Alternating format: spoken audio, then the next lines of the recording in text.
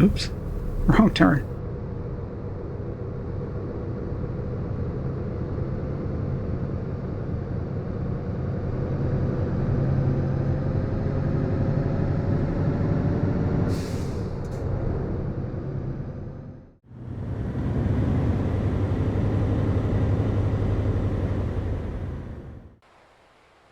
I am Patrick, and in this video I'm here in Dombås in Norway, and this is my third job here in the Nordic Horizon map expansion. And this job is 221 kilometers, so well over 150. Let's get started.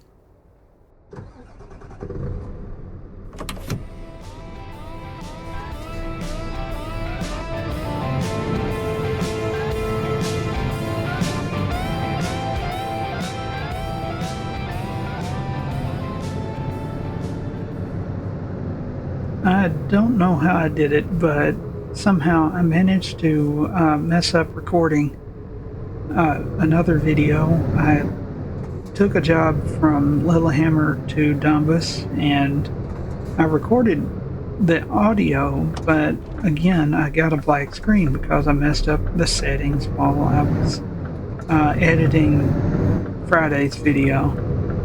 But here I am doing this job. I was planning on doing a couple more jobs tonight anyway, trying to get through the 6 jobs in Norway.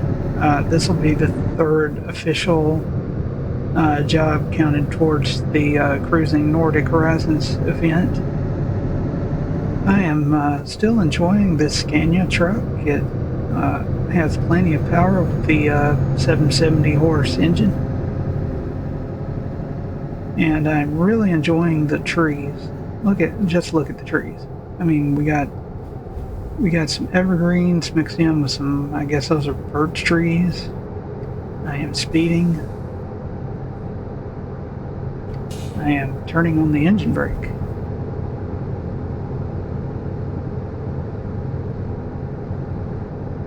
I am not turning on the engine brake. That's interesting.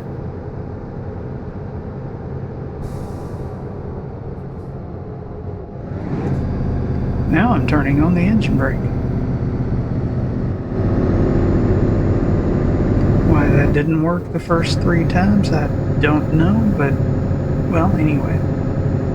I only need to slow down to 80 and instead I slowed down to 50, but that's fine. Just look at the mountains, look at the scenery, look at the buildings, rocks. I didn't think they could live up to Greece, but they really did. And once again, I'm wishing Colorado, Washington, Oregon, I'm wishing those states look like this in ATS.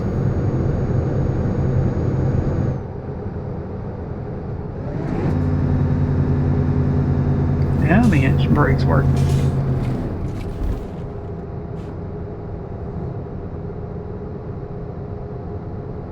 And I Googled, and of course, how reliable is the AI answers, but they did say that Scania engines do have engine brakes along with the transmission brakes.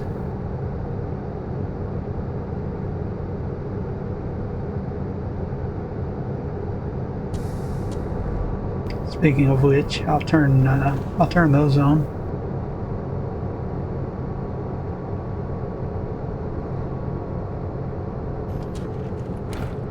And here we come to a tunnel.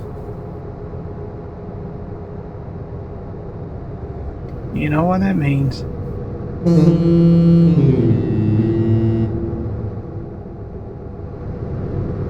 I'm pretty sure there's going to be a lot of tunnels in this map expansion. My horn may get old and break like it did in ATS, so oh well. If I go through a tunnel, I'm blowing the horn.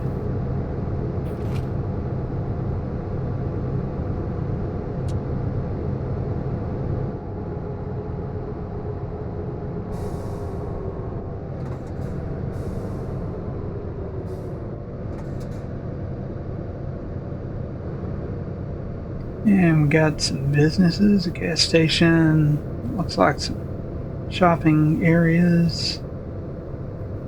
I don't know what that means, but I found Waldo.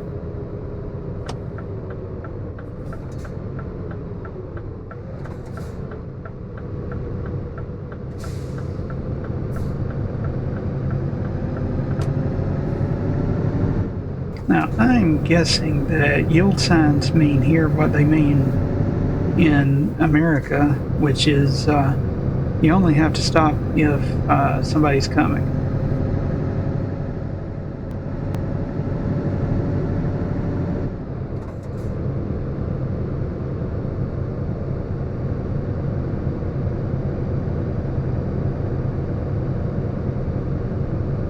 Okay, that sign does mention Alesund, and I may be mispronouncing that, so once again, welcome to this episode of How to Offend the Locals by Mispronouncing Their Hometown's Name.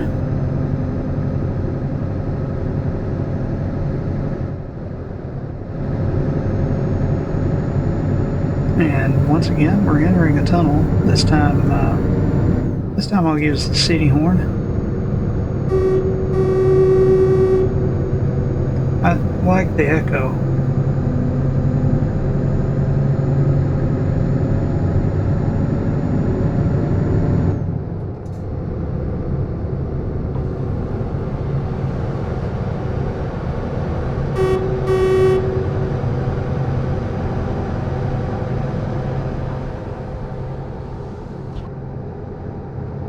And I'm speeding again, but I do have fines turned off, so hopefully nobody comes after me.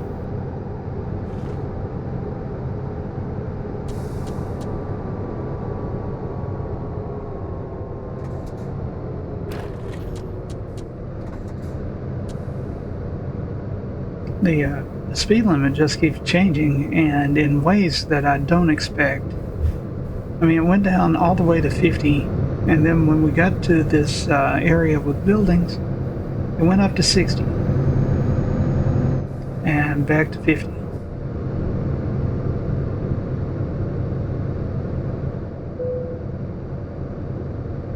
Oh, that was the wrong button.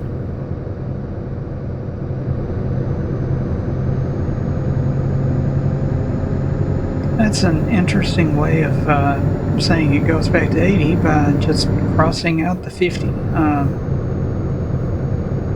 Not the way I would make the sign, but okay.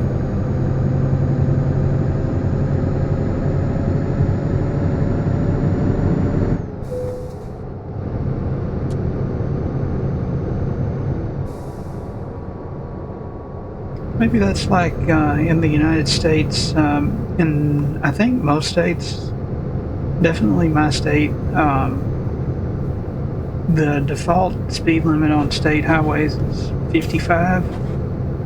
And I think usually the default speed limit on county roads is 45, and then town roads is 30. So, oh, hit the curb there. And I forgot to blow my horn in that tunnel because that curb just surprised me. Oops.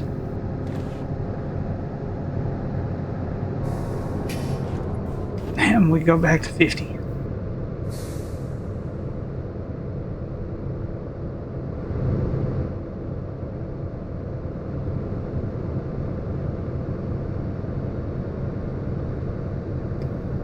There are boats over there.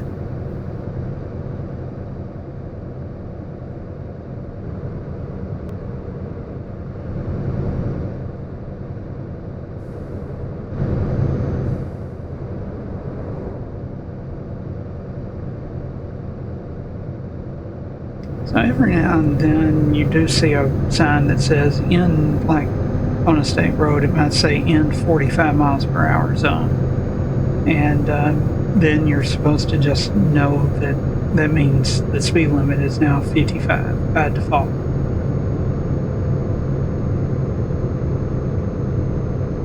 But in general, I would prefer there to be clear indicators of what the speed's supposed to be. And I would also prefer there to be signs warning you, hey, the speed limit's about to change up ahead. That way you get some time to slow down.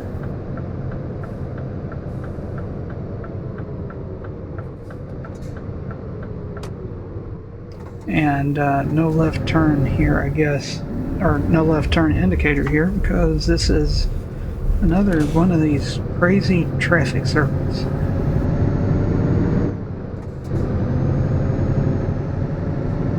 As I pass a fellow Scania driver.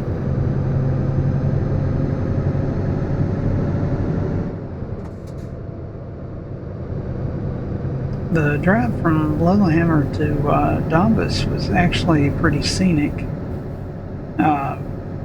and easygoing. It was easy to take time to look around. I'm not having that same ability on this trip, but look at the trees. You can see the density of the trees is impressive. And I'm pretty sure my frame rate is staying around 60. Which I do have it locked at 60.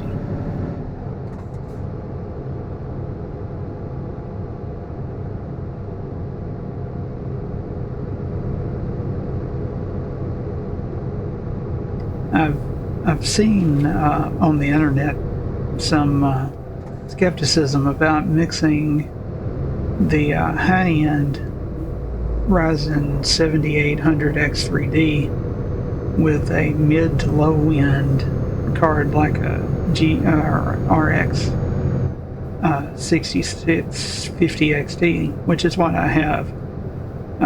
Apparently that's not supposed to be a good combination, but for 1080p the 6650 is fine, or 6650 XT is fine.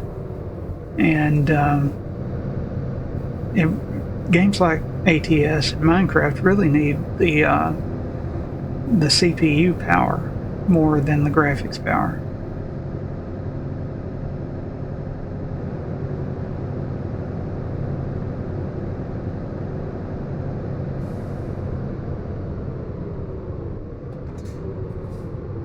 I'm not going to try it, but I have a strong feeling that if I... Oh, oops. Wrong turn. I have a feeling if I took my GTX 1060 and put it in with the 7800 X3D, this game would probably still play at basically 60 frames per second. I might have to turn scaling down. Right now I have it at 200%. If I had like probably a 9600 XT, or no, they're called 9060 XTs now, or maybe even a 9070 XT, I could probably turn scaling up to 400% and have all the graphic settings all the way up, but I'm happy the way it is.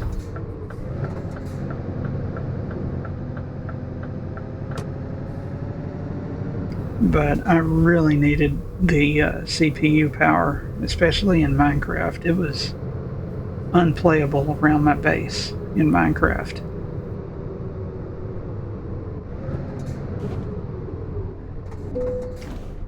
Let's see where to park.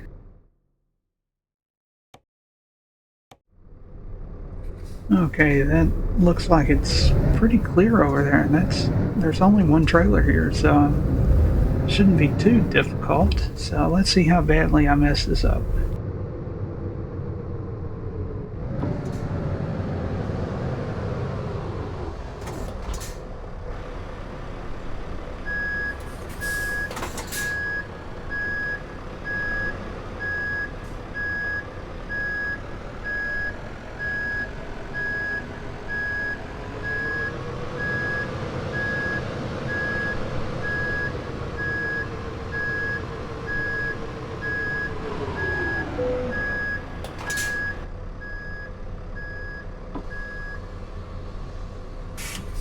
Okay, window up, brake on, engine off. Let's see what we get.